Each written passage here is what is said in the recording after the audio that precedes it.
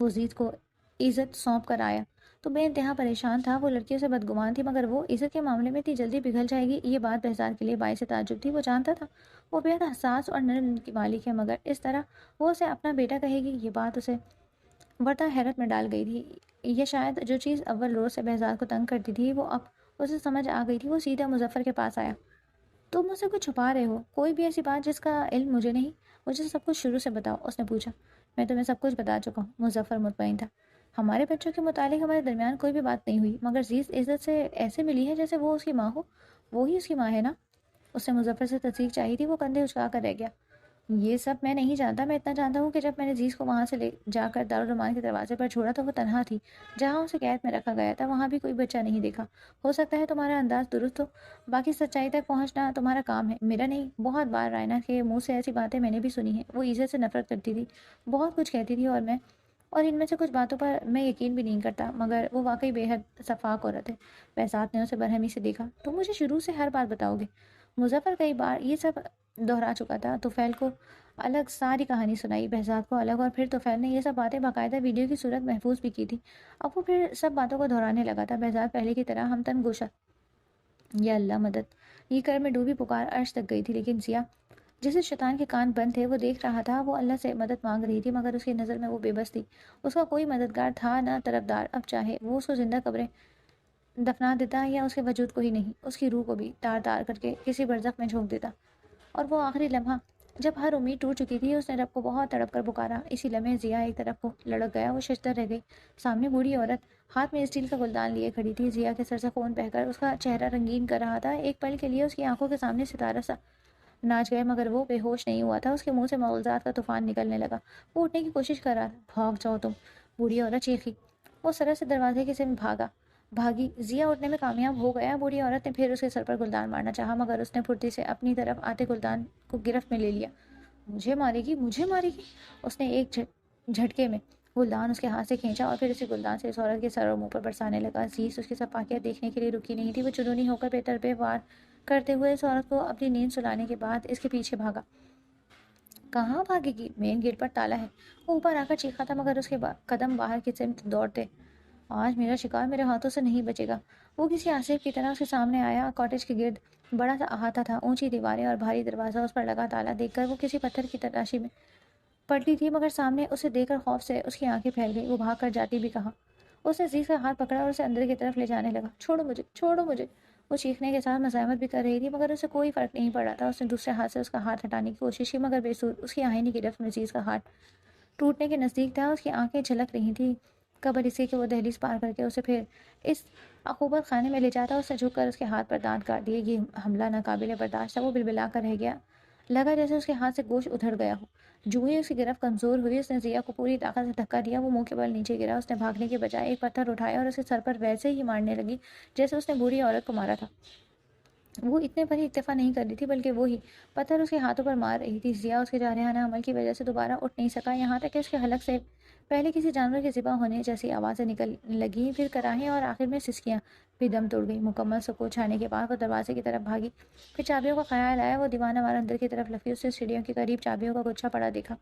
اس نے تہخانے میں قدم رکھنے کی ہمت نہیں کی. بہزاد کو کال کرنی چاہیے. اس نے واپس آتے ہوئے ضیا کو بے سود پڑا دیکھ کر سوچا. اس کے قریب قدم رکھا ہی تھا کہ اس کے موبائل کی بے ہنگم رنگ ٹون بج اٹھی. وہ بدک کر پیچھے ہٹی مگر یہ کیا, وہ ہوش و خرش سے بیگانہ پڑا ہوا تھا. اس نے دور سے اس کا جائزہ لیا, پھر ڈرتے ڈرتے اس کی سمت قدم بڑھائے. فون بج کر خاموش ہو گیا. اس نے کانپتے ہاتھوں سے اس کی جیکٹ کی جیب سے موبائل برآمد کیا. ہاتھ میں موبائل لیتے ہی وہ دوبارہ بج اٹھا. رائنا کالنگ کے الفاظ دے کر وہ لب بھیج گئی. پھر کچھ سوچ کر کال ریسیو کر کے موبائل کان سے لگایا. ضیا کب سے کال کر رہی ہوں میں, کیا ہوا, سب ٹھیک تو ہے نا؟ تم نے میسج کیا تھا کہ چابی چھوڑ آئے. وہ چڑیا اڑی تو نہیں؟ اپنے اعتبار کے بندوں کو اس کاٹیج کی نگرانی پر لگاؤ. میں نے الماس کو کہہ دیا ہے اس کے چوزے کو اپنے پاس رکھے. کوئی الٹی سیدھی حرکت کی تو اس نے تو وہ ہمارے کام آئے گا. وہ دوسری طرف کی سنے بغیر شروع ہو گئی تھی. اس نے موبائل ایسے پھینکا جیسے کوئی زہریلا کیڑا ہو. میں کیوں بھول گئی, میرا بچہ ان کے پاس ہے. اور بہزاد وہ کیوں مدد کرے گا میری؟ اب ہمارا رشتہ ہی کیا ہے؟ اف, یہ میں نے کیا کر دیا. ضیا کی جان لے لی, مار دیا اسے.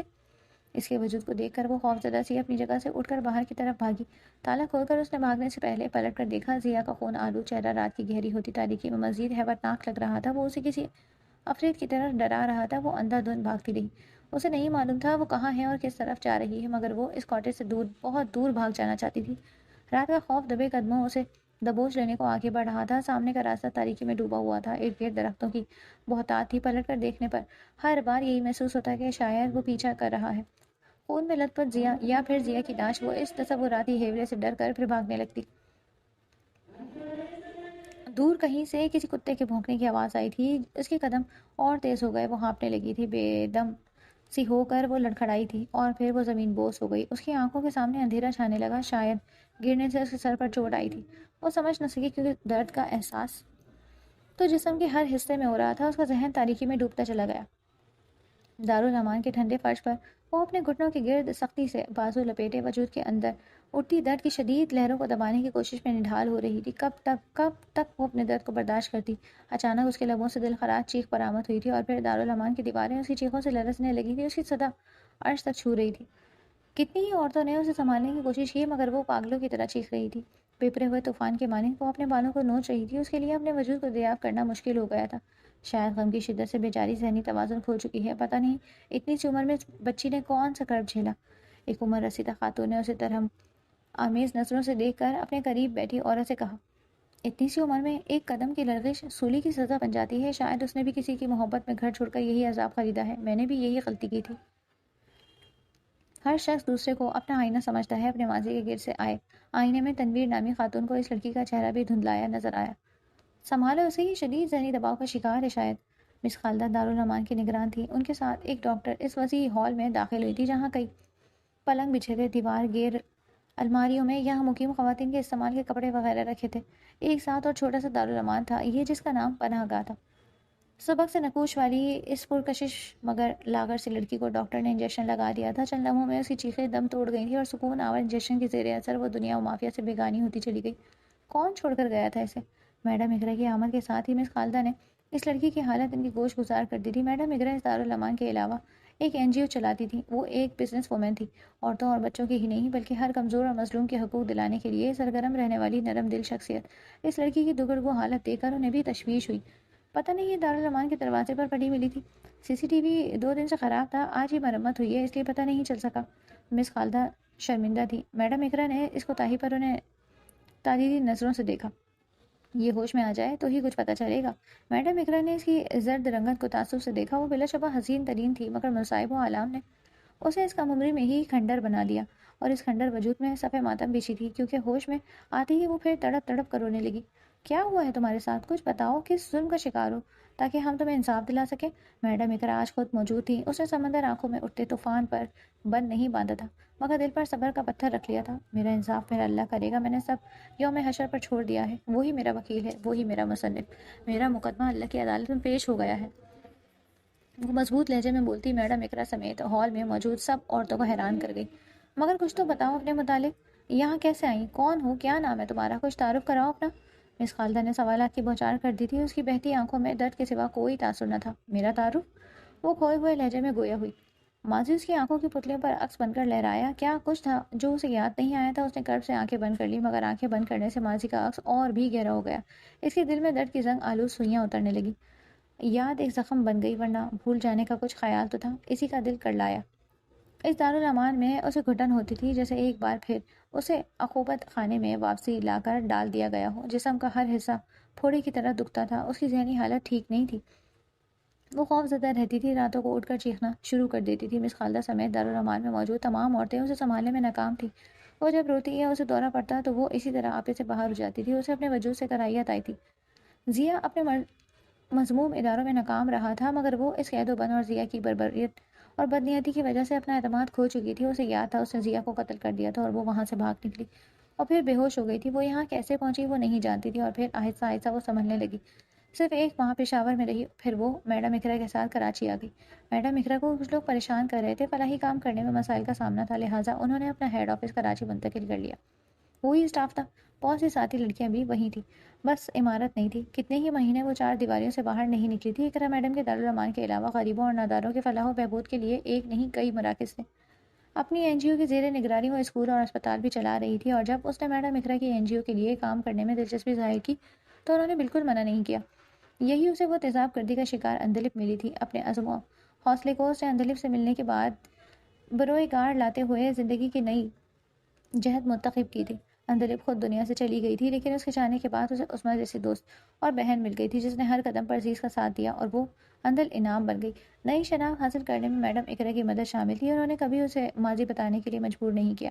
میڈم اقرا کی حوصلہ افزائی اور عثمہ کے ساتھ کی بدولت اس نے تعلیم کا سلسلہ شروع کرنے کے علاوہ نوکری بھی کر لی اور پھر دارالامان بھی چھوڑ دیا، مگر ابھی وہ بے خبر تھی کہ اسے دارالامان کے دروازے پر چھوڑ کر جانے والا کوئی اور نہیں بلکہ مظفر تھا۔ عزیز مل جائے تو اسے بھی ڈاکٹر مشل کے اسپتال لے جانا، پھر دیکھتے ہیں کیا کرنا ہے اس کا۔ رائنا کی شفاقیت کا وہ قائل ہو گیا تھا۔ ایک بار دل پر بے رحمی کے بادل چھا جائیں تو آگ اور لہو کی بارش ہوتی ہے جو دل کی زمین کو بنجر کر دیتی ہے۔ میں سفر کا رسک نہیں لے سکتا، اگر مر گئی ہوگی تو وہیں چھوڑ آؤں گا۔ مظفر نے جان چھڑائی اور زیز کے مل جانے کے بعد اس نے زیز کے مر جانے کی اطلاع رائنا کو دے کر اسے دارالامان کے دروازے پر چھوڑ دیا۔ مجھے یقین ہے زیز پر انہوں نے بہت سے ظلم روا رکھے اور عزت کو دور کرنا ان میں سے ایک نہایت تکلیف دہ اور سہل ظلم ہے۔ کسی بھی ماں کے لیے اس کی اولاد سے بڑھ کر کچھ بھی نہیں ہوتا۔ اگرچہ عزت میرے پاس تھا، پھر بھی میرے دل سے اس بچے کا خیال کبھی محو نہیں ہوا جو زیز کے پاس میری امانت تھا، جسے میں نے اپنی ہاتھوں میں محسوس نہیں کیا تھا، مگر اس سے کھونے کا احساس میری روح بالکل رکھتا تھا۔ زیز کی یاد کے ساتھ ہمیشہ اس پہ شدت سے سوچا میں نے، تو پھر زیز کے دل پر کیا بیتی ہوگی۔ بہزاد نے اپنی پیشانی کو سہلایا۔ بعض اوقات وقت برا ہو تو سب ہی آپ کے مخالف بن جاتے ہیں۔ گلاب توڑو تو کانٹوں سے انگلیاں فگار ہو جاتی ہیں، اور اگر قسمت یاوری پر آئے تو پتھروں کے سینے سے چشمے پھوٹنے لگتے ہیں۔ میرا دل بھی بس ایک لمحے میں بدل گیا تھا۔ جب زیز کو بے یار و مددگار ٹھنڈی سڑک پر کھلے آسمان تلے دیکھا تو مجھے وہ دن یاد آیا جب تم نے اس کی خاطر مجھے اور میرے دوستوں کو چور کی مار ماری تھی۔ اس وقت تاریک رات میں اس کا بے ہوش وجود میرے رحم و کرم پر تھا۔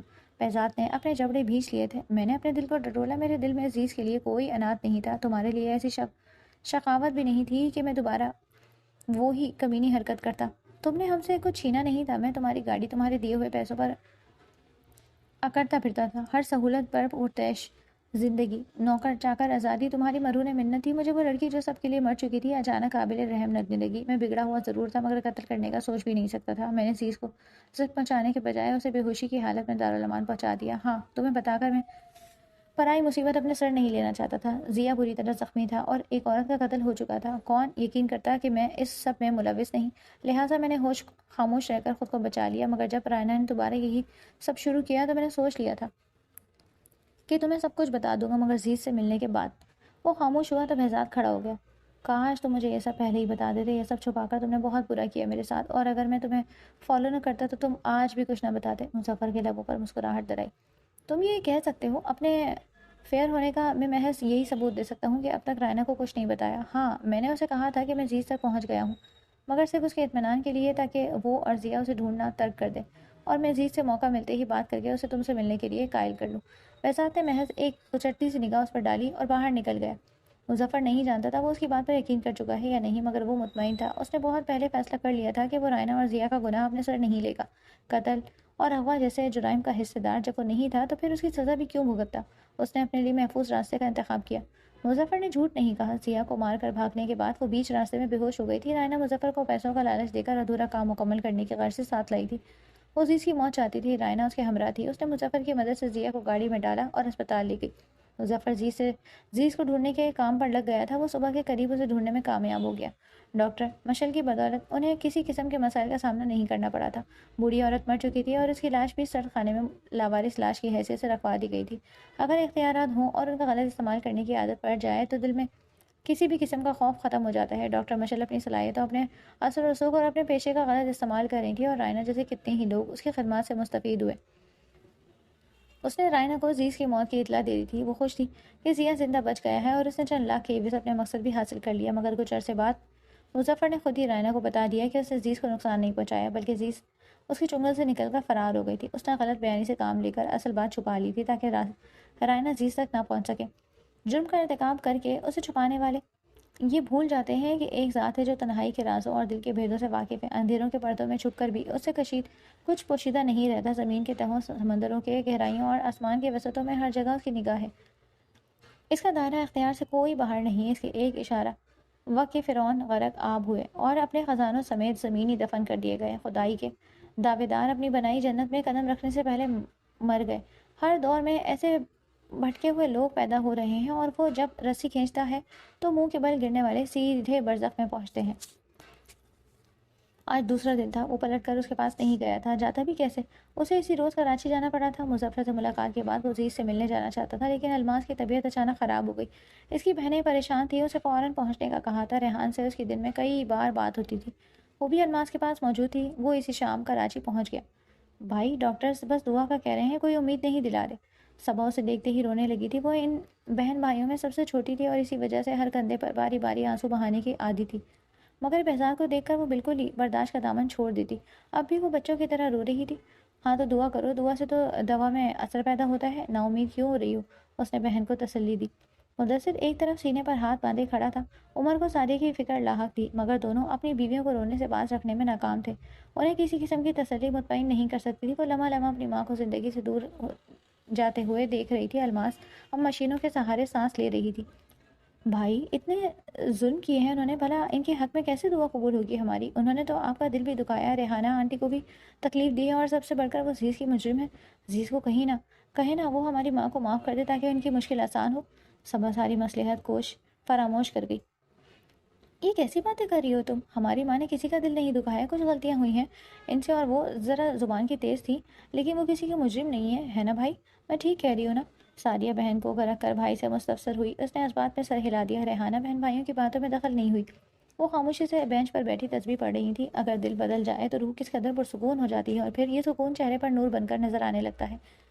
ریحانہ کی زبان بھی اللہ پاک کی حمد و ثنا کرتے نہیں تھکتی تھی۔ وہ ہر وقت اللہ کا شکر ادا کرتی تھی کہ انہیں بر وقت حسد اور کینہ جیسے مرض سے چھٹکارا مل گیا، ورنہ آج وہ اپنی سوتن کی تیمارداری کر کے نیکی نہ کما رہی ہوتی، اور ایسا کڑیل جوان بیٹا ان کا فرمانبردار اور تابعدار نہ ہوتا۔ الماس کی حالت دیکھ کر وہ ان کے لیے دل میں موجود سارا غصہ بھی ختم کر چکی تھی۔ اب تو ان کے لیے دل میں ہمدردی کے سوا کچھ نہیں تھا۔ ہاں، مگر وہ نہیں جانتی تھی کہ الماس ان سے کیسا ہیرا چھین چکی ہیں۔ اگر جان جاتی تو شاید دل میں ان کے لیے ہمدردی رکھنے کا ظرف کبھی پیدا نہ ہوتا۔ وہ وہاں رات بھر رکا تھا۔ دوسرے دن دوپہر تک ان کی حالت سنبھلی تھی۔ اس نے جلد واپسی کا کہہ کر پھر رخت سفر باندھ دیا۔ وہ سیاہ شیشے کی دوسری طرف موجود ضیا کو دیکھ سکتا تھا۔ اس کی حالت بدترین تھی۔ ایس پی اعجاز کی تفتیش نے اسے سب اگلنے پر مجبور کر دیا تھا، مگر ایک آخری سچ اسے آج اس کی زبانی سننے کو ملا تھا جس نے بہزاد کے اندر شعلے بھڑکا دیے تھے۔ یہ سمجھ کے یہ شخص پیسے اور عورت کے پیچھے کسی بھی حد تک جا سکتا ہے، اس سے سب پیسے کروایا، مگر جو یہ نہیں کر سکا اس کی وجہ اللہ کی طرف سے کھینچا گیا حصار تھا۔ اپنی خاص رحمت سے اس باری تعالیٰ نے بھابھی کو محفوظ رکھا۔ بہزاد کا دل سجدہ شکر میں جھک گیا۔ تم نے بتایا نہیں بھابھی نے مظفر اور ضیا کے بیان کے مطابق ان حالات و واقعات کی تصدیق کی ہے یا نہیں؟ ایس پی اعجاز کہہ نہیں سکا کہ وہ اس کی بیوی کا بیان لینا چاہتا ہے۔ بہزاد نے پہلے ہی کہہ دیا تھا کہ وہ اس معاملے سے دور رہے گی۔ میں نے پوچھا نہیں اور ضرورت بھی نہیں۔ ایس پی اعجاز کے ساتھ وہ اس کے آفس میں آ کر بیٹھ گیا تھا۔ اس نے ایک پولیس اہلکار کو 2 کپ چائے لانے کا کہہ کر کرسی کی پشت سے سر ٹکایا۔ مظفر کی بیان کی ویڈیو مجھے مل چکی ہے، مگر ایک بات مجھے سمجھ نہیں آئی، تمہارے بھائی نے تمہیں انفارم نہیں کیا؟ بہزاد کو بھی اس بات کا دکھ ہے۔ میرے اپنے بھائی سے اتنے اچھے تعلقات نہیں تھے۔ مظفر کے دل میں میرے لیے کینہ تھا، اور پھر اسے رائنا سے رقم بھی 1-2 بار مل گئی تھی، مگر اس کے بعد عزیز لاپتہ ہو گئی۔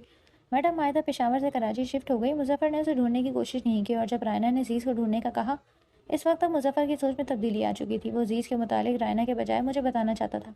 بہزاد خاموش ہوا تو ایس پی اعجاز سے سر ہلایا۔ مگر ظاہر ہے وہ ان کے جرم میں سہولت کار بن چکا ہے، تو وہ بھی سزا کا مستحق ہے۔ بہزاد کو اس بات کا علم تھا، مظفر بھی جانتا تھا، اور اسے اعتراض نہیں تھا۔